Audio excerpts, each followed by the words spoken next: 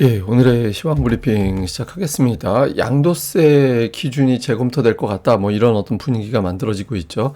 장중에 이제 메시지에 대한 어떤 해프닝 때문에 이제 등락을 보이기도 했지만 전체적인 분위기는 아무래도 뭐 10억 원으로 다시 바뀌어질 것 같지는 않다. 뭐 이런 내용들이 좀 알려지고 있고요. 그리고 또 오늘 아시아 증시가 대부분 다 올랐는데, 그러니까 연준의 금리 인하가 유력하다. 9월 인하 확률이 90%는 넘는다.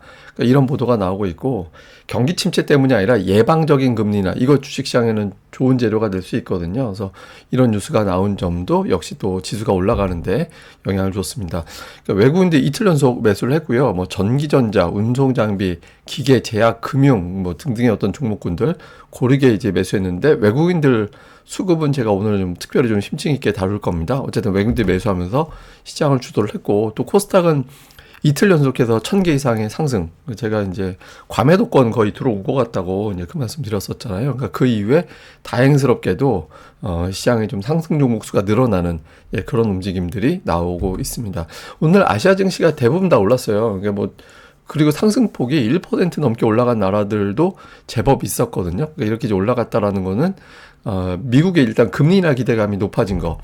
실제로 9월에 금리 인하 할 것인가? 여기에 대한 확률이 90%가 넘어요.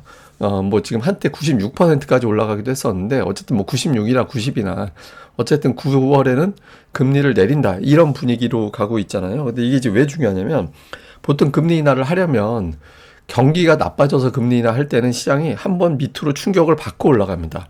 그런데 경기가 나빠져서가 아니라 나빠질 것 같아서 미리 좀 예방적 차원에서 금리 인하를 한다. 그러면 시장은 그냥 완만하게 계속 올라가요. 지금 후자 쪽에 가깝다라고 투자자들이 믿는 거죠. 그래서 물론 이제 이게 뭐 또 트럼프의 관세 영향 뭐 이런 것들 등등을 아직 알 수는 없어서 뭐 저걸 100% 믿을 수 있겠느냐 그러면 또 모르는 거지만, 어쨌든 적어도 오늘 같은 경우는 미국의 금리를 내리고 예방적 차원에서의 금리 인하니까 신흥시장 아시아 증시에 좋은 거지 뭐, 이렇게 또 해석이 된 걸로 보여집니다.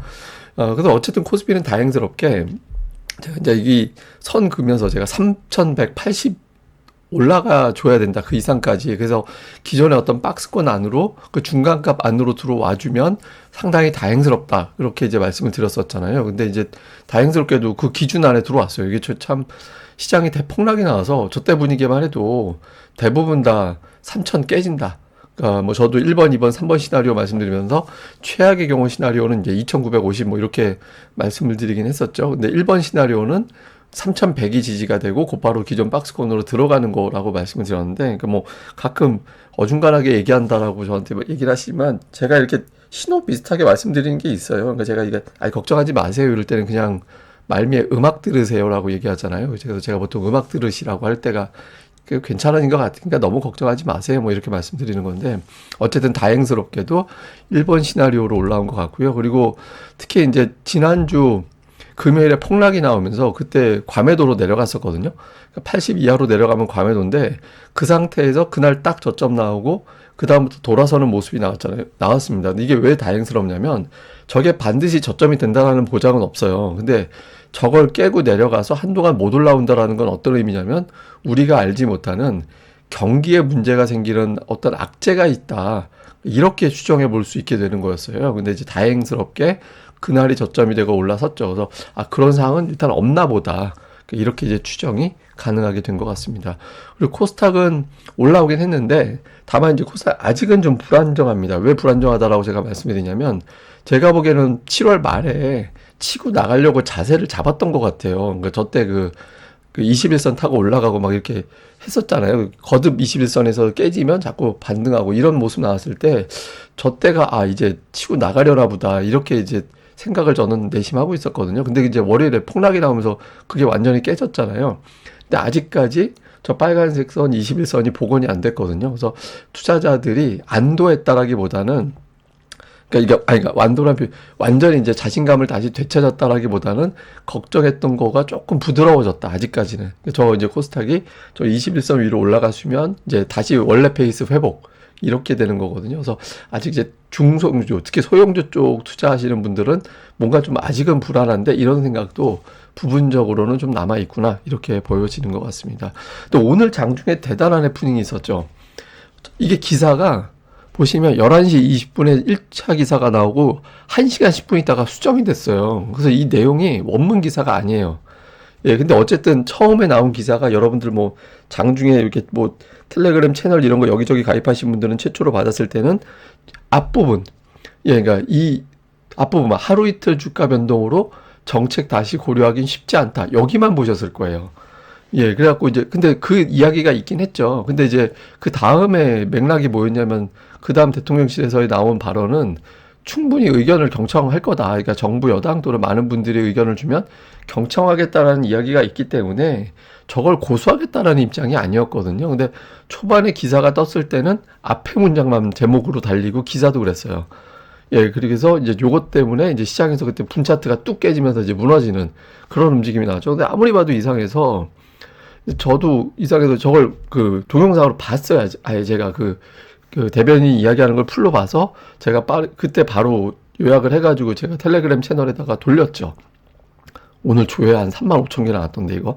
근데 하여간 이제 돌렸는데 이제 제가 내용을 들어보니까 다르다. 그 기사하고 좀 다른 것 같다. 그래서 이게 뭐 주가 조작범의 회생을 어렵게 하도록 엄벌을 내려야 된다라는 취지 이런 정도로 우리가 강하게 뭐 개혁을 할 거고 근데 이제 하루 이틀 만에 변동성으로 정책을 고려하는 건 쉽지 않다. 이게 기본이긴 하지만 정부에서는 여당이나 많은 분들이 의견을 주면 경청을 하겠다. 그러니까 이 경청하겠다는 얘기는 반영하겠다는 얘기예요.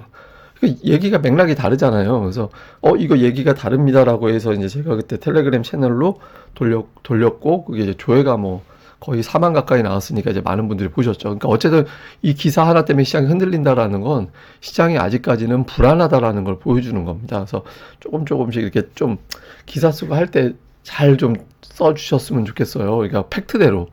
예, 뭐 제목 막 이상하게 너무 막 이제 그러니까 제목 자체가 그 내용을 확대해서 이야기하는 건 상관없는데 맥락이 다르잖아요. 그러니까 그런 거는 조금 해주셨으면 신경 써주셨으면 좋겠습니다. 그리고 혹시 또 이거 볼 때마다 물어보시는 분 계셔갖고 제 채널 이름은 시황맨의 주식이야기 그러니까 SHM 스토리 예, SHM 스토리 시황맨 이니셜 스토리 요거니까 뭐 혹시 관심 있는 분들은 저거 보시면 되고 그 다음에 특징적으로는 오늘 제약바이오가 강했는데 제약바이오는 이제 일단 금리가 내려간다라는 기대감도 있었고 오늘 SK바이오팜이 또 해외 쪽에서 매출 잘 나가는 것 같다. 뭐 이런 식의 어떤 보도가 있었죠. 그래서 이런 보도에 의해서 제약바이오가 이제 동시에 또 올라가는 그런 모습을 보였고요.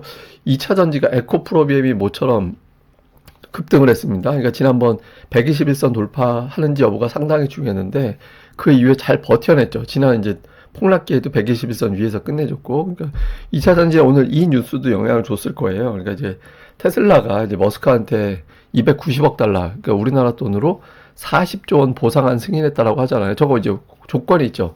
앞으로 2년 동안 회사 경영에 집중을 하면 저거 줄게. 이렇게 이제 하는 거거든요. 근데 저게 원래 이제 불법이다.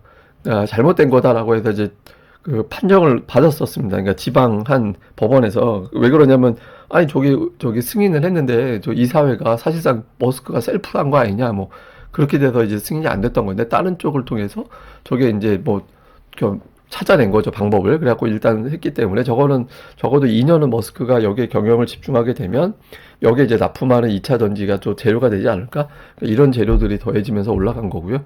그 다음에 증권업종이 어제 이어서 특히 이제 오늘 증권업종은 중요한 타이밍이었어요. 왜냐하면 증권주가 그 이 세법 개정안 개편안 이 안에 중심에 있는 업종이 또 증권업종이거든요. 근데 다행스럽게 60일선에서 이제 돌리는 그런 듯한 어떤 움직임이 나와서 오늘 또 5일선 장중에 넘어갔다가 이제 밀리긴 했지만 이제 5일선까지 돌파하는지 여부를 봐야겠죠. 다행스러운 움직임이 나왔다. 이렇게 보면 되겠습니다. 뭐 대형주들은 오늘 현대차 빼놓고 근데 현대차가 못 간 게 좀 아쉽긴 해요. 그러니까 자동차가 올라가서 그러니까 관세에 대해서 긍정적인 평가를 반영한다. 이런 분위기 만들어주는 게 되게 중요하거든요. 근데 오늘 현대차하고 삼성전자를 묶음으로 해서 좀 누른 것 같아요. 그나마. 예, 근데 어쨌든 하이닉스, LG에너지솔루션, 하나에어로, KB금융 이런 것들이 조합이 됐고 코스닥은 오늘 2차 전지와 제약바이오가 동시에 올라가는 되게 특이한 날이죠. 근데 얘네들이 올라가다 보니까 예를 들면 뭐 반도체라든가 그러니까 이런 쪽의 종목군들이 좀 눌리는 예, 그런 이제 시소 현상이 약간 좀 나타났고요. 그다음에 수급에서는 외국인들이 다행히 이제 이틀 연속 순매수했는데 오늘은 되게 다행인 게 뭐냐면 외국인들이 매수할 때 비차익으로 들어왔어요. 그러니까 비차익이 4,500억이 들어왔거든요. 저기 이제 비차익 매수라는 건 뭐냐면 코스피 200개, 200 안에 종목을 15종목 이상 한 방에 주문하는 거. 예, 그러니까 뭐 아예 골치 아프게 뭐 대형주 뭐뭐 골라 사는 게 아니라 그냥 한 번에 그냥 아예 한국 증시 지금 좋으니까 한 방에 다 사버려. 그러니까 이거는 이제 지수 간다라고 자신감 있을 때 사는 방식인데 최근에 외국인들이 이틀 동안 조금 뭔가 좀 이상한데 어제도 매도하다가 이제 매수로 바뀌긴 했는데 피차익 매수까지는 아니었거든요. 근데 오늘은 외국인들이 원래 하던 매수로 돌아온 것 같이 보여지긴 합니다. 예, 좀 자연스러운 모습이고 종목은 이제 삼성전자가 매도로 잡혀서 비차익 매수 규모보다 순매수가 줄어들었던 이유인데 어쨌든 그 대형주 중에서 삼성전자, LG에너지솔루션, 네이버, 카카오 요걸 좀 매도 쪽으로 가고 그 외 대형주들은 고르게 매수하는 예, 그런 모습을 보였고요. 그다음에 기관은 이제 하이닉스하고 자동차 쪽이 매도. 그다음에 매수는 삼성 SDI라든가 아니면 뭐 2차전지, 그러니까 LG에너지 솔루션이라든가 뭐 이런 것들이 들어가 있고, 그다음에 이제 금융주들이 좀 들어가 있었고요. 그다음에 이제 코스닥 쪽에서는 2차전지 로봇. 예, 그러니까 외국인들 같은 경우는 에코프로비엠, 에코프로, 레인보우 로봇, 로보티즈 이렇게 해서 이쪽 매수가 상대적으로 더 많았고, 이제 매도 쪽은 이제 제약바이오. 예, 그런 쪽이 매도가 좀 많았고요. 기관은 오늘 엔터, 그러니까 JYP, YG, SM 이런 이제 제약주, 엔터주들이 순매수 들어가 있었고, 그 다음에 이제 2차전지, 예, 이런 종목군들이 이제 매수에 있었고요.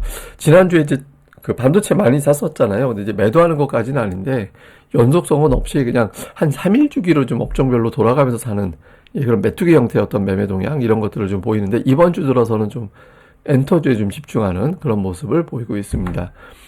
예, 뭐, 증시 전체적으로 좀 요약을 해보면, 금리 인하가 확실하다. 확실한 분위기로 몰아가는 분위기거든요. 그러니까 월가에서. 이게 이제 일종의 월가의 어떤 전략적이기도 해요. 그냥 금리 내려, 우리 막 이렇게 하면 안 내릴 거야. 우리 그러면 삐뚤어질 거야. 뭐 이런 식으로 이제 압박하는 측면도 있거든요. 근데 어쨌든 금리 인하 하는데 사실 엄밀하게 보면, 삐딱하게 보면 나쁘게 볼 수도 있어요. 그러니까 물가 지표가 조금 높은 수준이고 고용 지표 나빠지면 얕은 스태그플레이션인가 이런 걱정을 할 수도 있잖아요. 근데 지금 엄밀하게 보면 스태그플레이션은 아니죠. 그러니까 뭐 고물가에 경기 침체는 아니니까. 근데 어쨌든 경기 예방 차원에서 금리 인하를 몰아간다. 이게 이제 좀 다행스러운 그런 이제 데모로 볼 수 있고, 물론 이제 그런 건 있습니다. 그러니까 인플레이션 때문에 이거 자극하면 증시가 버틸 수 있느냐. 근데 이런 건 있어요. 그러니까 인플레이션이라는 건 기업들이 제품 가격을 올린 거잖아요. 근데 제품 가격을 올리면 그게 무조건 악재가 되는 게 아니라 올렸을 때 소비가 죽으니까 그래서 경기가 나빠지는 거. 그게 나쁜 거거든요. 근데 지금은 제품 가격을 조금 올려놨는데 아직은 소비가 따라가고 있어서 경기가 나빠질지 여부는 조금 더 확인을 해야 됩니다. 그래서 일단은 이제 그 단계까지는 아니고 일단 금리 인하 자체를 시장에서는 긍정적으로 보는 단계 이 정도로 보시면 되고요. 그리고 그 미국에서 그런 고민은 있어요. 이번 분기를 봤더니 빅테크, 그러니까 메가세븐 종목군들이 26% 정도 전년 대비 순이익이 증가됐고 나머지 기업들은 플러스 4%다. 그러면 사실은 미증시에서 메가세븐이 올라가는 게 타당하고 나머지는 크게 올라가기가 좀 애매하잖아요. 좀 애매하거든요. 그렇게 되면. 그래서 지금 미증시가 메가세븐이 예를 들어서 3일 올라가면 나머지가 이틀 올라가고, 그러니까 이런 구도를 보여주는 게 좋은데, 그러니까 빅테크가 과연 지금이 이제 실적 좋은 건 알겠는데 주가가 더 올라도 되는 건가? 이런 의심이 있을 수 있어요. 그래서 좀 빅테크 종목군들이 여기서 오늘 또 테슬라가 엔비디아가 180달러 돼 있잖아요. 그러니까 그게 이제 넘어가면 바로 사상 최고치 되는 거거든요. 이제부터는 돌파가 되느냐 이걸 좀 봐야 되고, 그 다음에 이제 세제 개편안 같은 경우는 재검토 분위기 같긴 해요. 기사들 보면 제가 봐도 뭐 이렇게 저거 그대로 강행했다가는 뭐 주식시장 올라간 거 이상 빠질 걸로 보여지거든요. 그래서 또 뭐 오늘 일부 저도 분석하는 거 봤는데 이건 약간 음모론에 가까운 내용이라서 뭐 제가 뭐 함부로 이야기할 수는 없지만, 그래서 그럴 수 있겠구나. 이게 약간 이제 좀 일부에서 뭐라고 표현해야 되나? 하여튼 뭐 예의를 갖추려고 하니까 좀 어렵네요. 근데 하여간 이제 좀 재검토될 것 같습니다. 그러니까 재검토될 가능성이 매우 높아져서 이게 이제 여당에서 근데 공식적으로 확인된 건 없잖아요. 그래서 검토하고 나서 여권에서 나오는 메시지가 뭐가 되는지 아직 확정이 안 됐으니까 그걸 좀 볼 필요가 있고, 그 다음에 오늘 조선주가 올라간다든가 뭐 이런 식으로 해서 이제 협상 관련된 종목군들이 움직였거든요. 근데 이게 관세 협상이 잘 됐다라는 것도 재료가 돼야 돼요. 근데 자동차가 지금 아직은 어정쩡하잖아요. 그래서 자동차주가 마저 움직이는지, 그러니까 이런 점도 잘 봐야 될 것 같습니다. 근데 제가 아까 이제 외국인들 움직임을 잘 봐야 되고, 오늘 그 얘기 설명드리겠다고, 이게 이제 외국인들이 보유한 우리나라 코스피에서의 비중, 이걸 이제 보여주는 건데, 외국인 투자자들이 매수 사이클로 바뀌었을 때, 그때 이제 어느 정도 매수를 늘렸냐면, 저점 대비 리먼 사태 때 8%포인트 정도 높였고, 2015년, 16년 그때 7%포인트, 2018년도 국면에서 3.5%포인트, 그 다음에 이제 2022년 이후에 5%포인트 정도 올렸었거든요. 그러니까 적게는 3.5%포인트, 많이는 8%, 예전에 이제 뭐 IT 버블 뭐 그때 급증했던 건 너무 터무니없으니까 빼고, 그러니까 대략적으로 최소한 3.5%포인트 이상 올렸어요. 근데 이거는 묶어서 보면 10% 정도 올린 거였거든요. 그러니까 지금 1%포인트 정도 올라왔어요. 그러니까 이론적으로 보면 지금 매수한 거에 2배 정도 이상은 더 살 수 있다. 여력으로 보면, 과거 패턴으로 보면. 그러니까 반짝 매수하고 종료시키는 게 아니라 지분율을 제법 늘리는 사이클까지 이어졌었거든요. 그래서 외국인 투자자들이 지분을 늘릴 때, 좀 매수 대상이 될 수 있는 업종에 대해서는 계속 관심, 그 다음에 그 주변주들에 대해서도 모니터링이 필요하다. 이렇게 이제 보시면 될 것 같습니다. 예, 그럼 저는 또 다음에 뵙겠습니다. 이 방송, 구독하기, 좋아요 말씀드리는 게 가끔은 지겨울 수 있는데, 이게 말하는 입장에서는 그래도 10만 가려고 하는 거니까 또 좀 많이 좀 부탁드리겠습니다. 예, 감사합니다.